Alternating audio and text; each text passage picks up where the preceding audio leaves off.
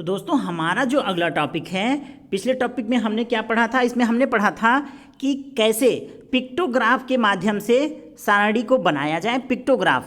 लेकिन इस वीडियो में हम लोग पढ़ने वाले हैं, इस क्लास में हम पढ़ने वाले हैं कि पिक्टोग्राफ के अलावा कह सकता है कि पिक्टोग्राफ न बना करके दंड आरेख या फिर कह सकते हैं इसे बार ग्राफ में बनाने के लिए कह सकता है। तो बार ग्राफ कैसे बनेगा वो हम लोग अब इसमें डिस्कस करने वाले हैं। तो देखिए पिक्टोग्राफ में क्या होता था, पहले पिक्टोग्राफ आपको दिमाग में होना चाहिए कि एक तरफ जिस चीज़ का पिक्टोग्राफ बनाना है वो नाम रहता था, फिर उसको माना करके बॉक्स बना करके या फिर फूल बना करके ऐसे कर देते थे। ये पिक्टोग्राफ होता है, कंफ्यूज नहीं होना। बार ग्राफ या दंड आरेख का मतलब क्या होता है, दंड मतलब एक डंडे की तरह। तो इस आकृति की जो फिगर होगी उसे क्या कहेंगे, दंडारेख कहेंगे। तो दंडारेख कैसे बनाया जाता है ये आपको पता होना चाहिए कि क्वेश्चन क्या कह रहा है। पहले इसे देखिए, ध्यान दीजिए, तीन चीज़ में कन्फ्यूजन होता है, पिक्टोग्राफ में और फिर दंडारेख या पाई बार ग्राफ में या फिर पाई चार्ट में। ध्यान दीजिए, पाई चार्ट अलग होता है, पिक्टोग्राफ अलग होता है, दंडारेख या बार ग्राफ अलग होता है। और यहाँ से आपका 2 नंबर का क्वेश्चन 100% कन्फर्म है कि इन तीनों में से कोई एक टॉपिक पर 2 नंबर का क्वेश्चन आएगा। मैं इस तरीके से आपको 7-8 टॉपिक पढ़ाऊंगा जिसमें से प्रत्येक टॉपिक आपको 2-2 नंबर का 100% आपको मिलेगा ही मिलेगा। और वो 7-8 टॉपिक समझ लीजिए 7-8 वीडियो में ही आपको 12-13 नंबर का 100% मिल जाएगा और आप उससे पास हो जाएंगे। यहाँ पे पहले प्रॉब्लम होती है कि पास कैसे होना है, 12 अंक कैसे लाने हैं 25 में से। उसके बाद आप एक्स्ट्रा जो पढ़ेंगे, उन 6-7 वीडियो के अलावा एक्स्ट्रा जो पढ़ेंगे वो आपका नंबर उठाएगा। तो यहाँ पर आप देखिए कि दंडारेख या बार ग्राफ कैसे बनाना है। क्वेश्चन है कि एक विद्यालय में वर्ष 2000 से 2004 तक विद्यार्थियों की संख्या दी हुई है, विद्यार्थियों की संख्या दी हुई है और ये दी हुई है। अब कह रहा है इस पर दंडारेख बनाओ, दंडारेख या बार ग्राफ बनाओ। तो वर्ष 2000 में विद्यार्थी कितने थे, 300। 2001 में विद्यार्थी कितने थे, 200। 2002 में विद्यार्थी कितने थे, 500। 2003 में विद्यार्थी कितने थे, 250। और 2004 में विद्यार्थी कितने थे, 400 थे। अब इसी को आपको दंडारेख के माध्यम से समझाना है। तो सबसे पहले ध्यान दीजिए, कभी भी आएगा बार ग्राफ बनाने के लिए या दंडारेख बनाने के लिए तो ऊपर समय दिया रहेगा, वर्ष दिया रहेगा और नीचे संख्या दिया रहेगा हमेशा। तो आपको क्या करना है, इसी का ठीक उल्टा आपको एक फिगर बनाना है, ऐसे एक ऊपर एक नीचे। और जो ऊपर रहेगा वो संख्या रहेगा हमेशा, ध्यान दीजिए, हमेशा ऊपर जो है संख्या रहेगा और नीचे हम वर्ष दिखाएंगे। याद रखिएगा, ये गलत नहीं होना चाहिए, ये लोग भूल जाते हैं। तो जो नीचे दी हुई रहती है संख्या वो हमेशा जब फिगर बनाएंगे तो ऊपर बनाएंगे और वर्ष नीचे बनाएंगे। क्लियर है, एक लाइन ऐसे 2 लाइन ऐसे खींच लेंगे, जो कि देखिए खींचा हुआ है। 2 लाइन सबसे पहले ऐसे खींच लिया, ठीक है। फिर ध्यान दीजिए यहाँ पर, फिर आपको क्या करना है, 2 लाइन पहले एक अच्छे से खींच लिया बड़ा सा। अब यहाँ पर संख्या लिखना है ऊपर और नीचे वर्ष लिखना है, बन गया। अब चलिए, अब यहाँ पे बीच में, एकदम बीच में आपको क्या बनाना है, 0। यहाँ पे आप बनाएंगे 0। अब एक समय के अंतराल पर, जैसे 2000 से शुरू किया है, 2000 से 2001, 2, 3, 4, तो आप भी फिगर ऐसे बना लीजिए। फिर नीचे वर्ष लिखना है, यहाँ पे हमेशा 0 रहेगा केंद्र। फिर थोड़ी थोड़ी दूरी पर 2000, फिर 2001, 2002, 2003, 2004 और 2005 तक बना लीजिए, एक एक्स्ट्रा। इतना बना लिया आपने, बन गया। अब ऊपर थोड़े थोड़े अंतराल पर 100, 200, 300, 400, 500 और 600। आप कहेंगे 500 तक 600 तक क्यों ले गए, क्योंकि थोड़ा सा एक एक्स्ट्रा आप हमेशा समय या फिर संख्या हमेशा एक एक्स्ट्रा ही ऊपर ले जाएंगे, ठीक है, हमेशा। तो आपने लाइन खींच लिया, ऐसे लाइन खींच लिया, नीचे वर्ष, ऊपर जो है संख्या आपने लिख दिया, विद्यार्थियों की संख्या। अब जो दिया हुआ है आंकड़ों में उसे लिख दीजिए। वर्ष में वर्ष 2000, 2001, 2002, 2003, 2004 और ऊपर संख्या लिख दीजिए 100, 200, 300, 400, 500, 600।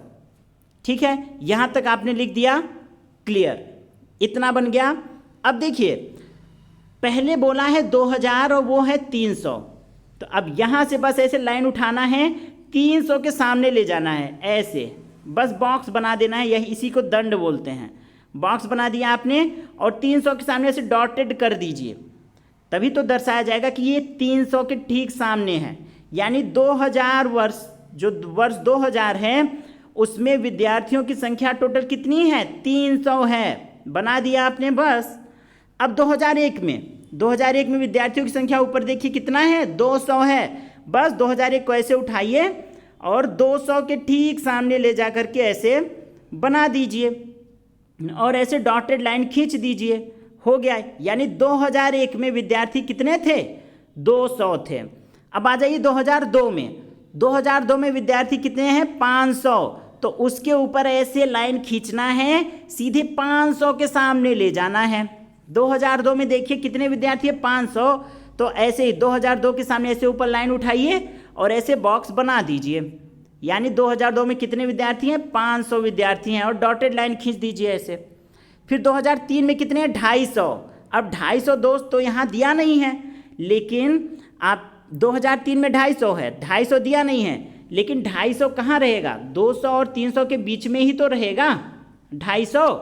तो जाहिर सी बात है 200 300 के बीच में ले जाइए और बॉक्स बना दीजिए।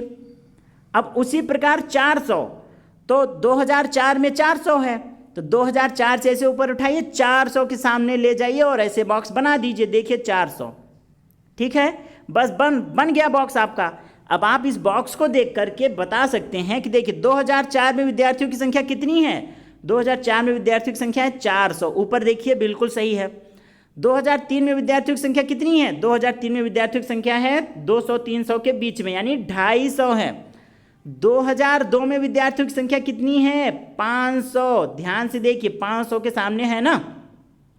2002 में 2001 में विद्यार्थियों की संख्या कितनी है, 200 के सामने, तो 2001 में विद्यार्थियों की संख्या 200 है कि नहीं, ऊपर क्वेश्चन में देखिए।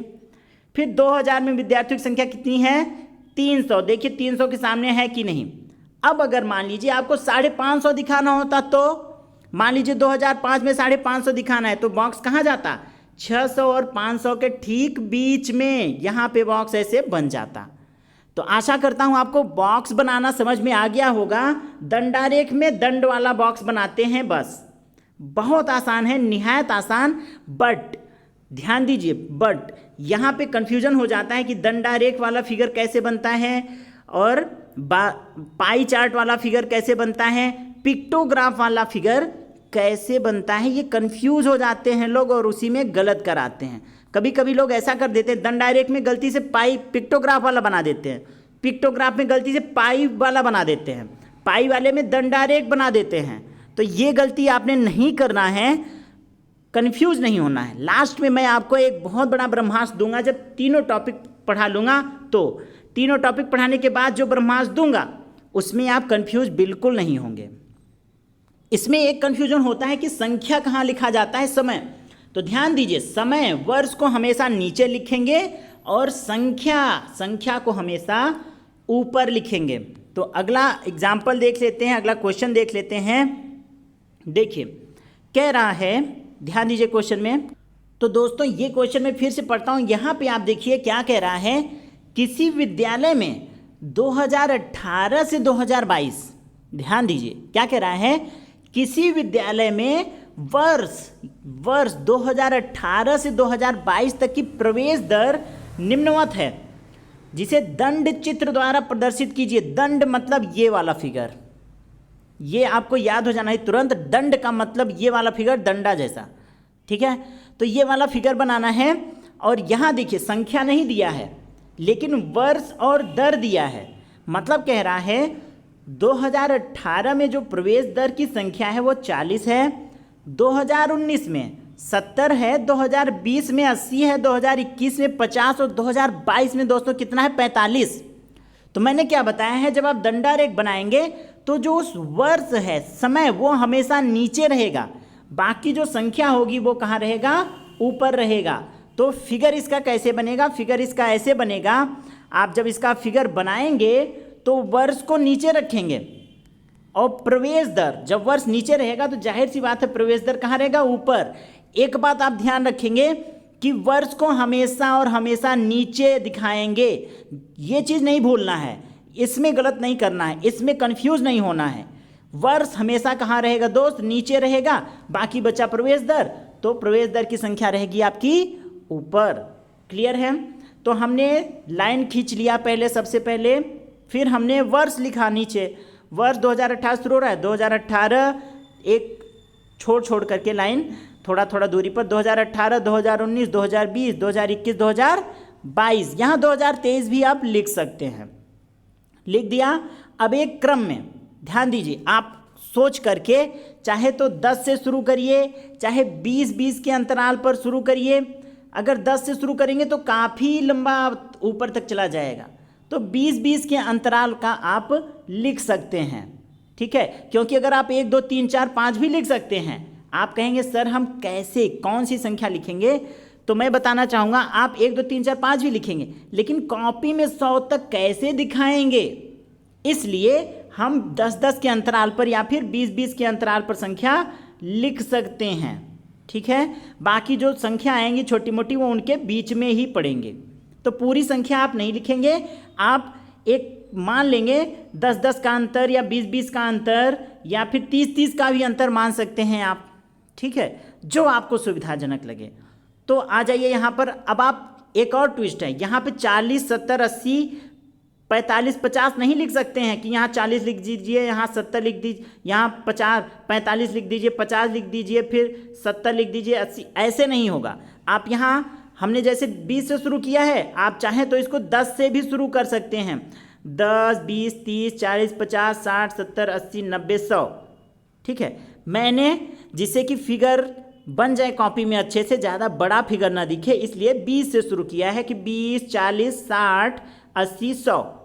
अब आ जाइए, 2018 में संख्या कितनी थी प्रवेश दर की, 40, तो 2018 से ऊपर उठाइए और 40 के ठीक सामने ले जाइए, जैसा कि मैंने पिछले क्वेश्चन में बताया था। 40 के ठीक सामने ले गए, बस वहाँ से फिर नीचे रख दीजिए, यानी 2018 में प्रवेश दर अब साफ साफ दिख रहा होगा कितनी है, 40। 2019 में कितना है, 70। अब 70 तो है नहीं दोस्त, 70 तो फिगर में है नहीं, लेकिन 70 कहाँ पड़ेगा, 60 और 80 के बीच में, 60 और 80 के बीच में ही तो पड़ेगा 70। तो देखिए 2019 को उठाइए, 60 और 80 के बीच में ले जाइए, यहाँ पे ये क्या है इसका 70। ठीक है, अब आ जाइए 80 साफ साफ दिख रहा है। 2020 में कितना है प्रवेश दर, 80 है, तो 2020 ऐसे उठाइए और 80 के सामने ले जाइए ऐसे, फिर डॉटेड दिखा दीजिए कि ये ठीक 80 के सामने वाला है। 2021 50 दिखाना है, 2021 क्या है 50, तो यहाँ पे देखिए 2021 उठाइए, 50 तो है नहीं कहीं, लेकिन 50, 40 और 60 के बीच में ही तो होता है, तो इसे उठाइए और 40-60 के बीच में देखिए, बीच में है, बीच में सीधे ले जाइए। 40-60 के बीच में क्या है 50, तो ये हो गया 50। अब यहाँ पे सुनिए 45 भी है, लेकिन 45 तो दिख नहीं रहा, लेकिन इतना पता है 45 होगा 50 और 40 के बीच में, तो 2022 वाला उठाइए 50 और 40 के बीच में, यहाँ पर देख लीजिए, यहाँ पर 50 और 40 के बीच में। क्लियर है, यहीं पे पड़ेगा, तो यहाँ से डॉटेड ले जाइए। यहाँ पे देखिए 50 है, 60 और 40 के बीच में, और 45 कहाँ पड़ेगा, 40 और 50 के बीच में, तो यहाँ पर आपका हो जाएगा 45 के सामने।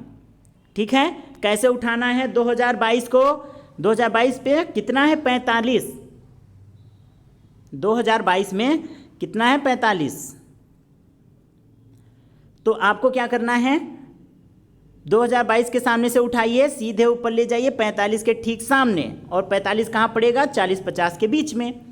2021 कहाँ है 50 कहाँ पड़ेगा 40 और 60 के बीच में। 2020 80, तो ले जाइए उठा करके 2020 को ठीक 80 के सामने। 2019 70 कहाँ पड़ेगा 60 और 80 के बीच में। फिर 2018 40 लिखा हुआ है, बस बन गया आपका दंडारेख, और इसमें कुछ नहीं चाहिए। हाँ, ये फिगर आप अच्छे से पेंसिल से और स्केल का यूज करके अच्छे से एकदम सुंदर दिखना चाहिए, तो आपको फुल में फुल अंक मिलेंगे। इसमें 2 में 2 मिल जाएंगे, एकदम कंफर्म लिख के ले लीजिए, ठीक है दोस्तों। कभी कभी इसका उल्टा भी पूछ लेता है, दंडारेख दे करके, दंडारेख दे दिया और उससे कुछ क्वेश्चन पूछ लेगा सीधा सीधा। ये तो सबसे आसान होता है। और ध्यान दीजिए मैंने क्या बताया है, वर्ष हमेशा उसका नीचे रहेगा, प्रवेश की संख्या जो है वो हमेशा ऊपर रहेगी। तो पहले हम इस फिगर का एनालिसिस करते हैं जो क्वेश्चन में दिया है। तो आप देख रहे हैं 2010 में कितने प्रवेश हुए हैं, 60 लोगों ने प्रवेश किया है। 2011 में 120 लोगों ने प्रवेश किया है। 2012 में ध्यान दीजिए 60 और 90 के बीच में है, यानी 75 लोगों ने प्रवेश किया है। 2013 में 30 लोगों ने प्रवेश किया है, ठीक है। फिगर का एनालिसिस हो गया। अब क्वेश्चन जो भी पूछे हम बता ले जाएंगे। क्वेश्चन क्या कह रहा है, वर्ष 2011 में प्रवेश की संख्या बताओ। तो आप देख सकते हैं वर्ष 2011 में कितने लोगों ने प्रवेश किया है, सिंपल सा है। वर्ष 2011 में 120 लोगों ने प्रवेश किया है। 2012 में प्रवेश की दर बताओ। तो ध्यान दीजिए 2012 में प्रवेश की दर ये 90 और 60 के बीच में है। ध्यान दीजिए 90 और 60 के बीच में है, यानी 90 और 60 के बीच में क्या आता है, 75। तो वर्ष 2012 में कितने लोगों ने प्रवेश किया, 75 लोगों ने प्रवेश किया। फिर आगे देखिए यहाँ पर कह रहा है वर्ष 2013 अधिकतम प्रवेश दर किस वर्ष में थी, अधिकतम प्रवेश दर। तो देखिए सबसे बड़ा ये है ना, सबसे बड़ा तो ये है ना 2011 वाला, तो जाहिर सी बात है, और उसमें 120 लोगों ने प्रवेश किया था। तो अधिकतम प्रवेश दर कब थी, 2011 में थी। न्यूनतम प्रवेश दर, ध्यान दीजिए न्यूनतम प्रवेश दर कब थी, तो न्यूनतम सबसे छोटा कौन सा है, ये वाला 2013 वाला, और इसमें सिर्फ 30 लोगों ने प्रवेश किया था। सबसे कम प्रवेश दर 2013 में थी, तो इसका हो जाएगा 2013। सिंपल सा है, दंडारेख दिया हुआ है, उससे जो भी क्वेश्चन आपसे पूछेगा तो आप साफ साफ इस दंडारेख को देख करके बता सकते हैं। न्यूनतम प्रवेश दर सबसे छोटा यही दिख रहा है 2013, और 2013 में मात्र 30 लोगों ने प्रवेश किया था। बाकी 10, 11, 12 में इससे ज़्यादा लोगों ने किया है प्रवेश, क्योंकि उसका आरेख उससे बड़ा है। तो हमने 2 टॉपिक डिस्कस किया है। पहला है पिक्टोग्राफ, पिक्टोग्राफ बनाना मैंने आपको बता दिया है पिछले क्लास में। फिर हमने दंडारेख, इस वीडियो में हमने दंडारेख बनाना सीखा है। इसमें ध्यान दीजिए आप सिर्फ वीडियो देख लेंगे आपको नहीं आएगा।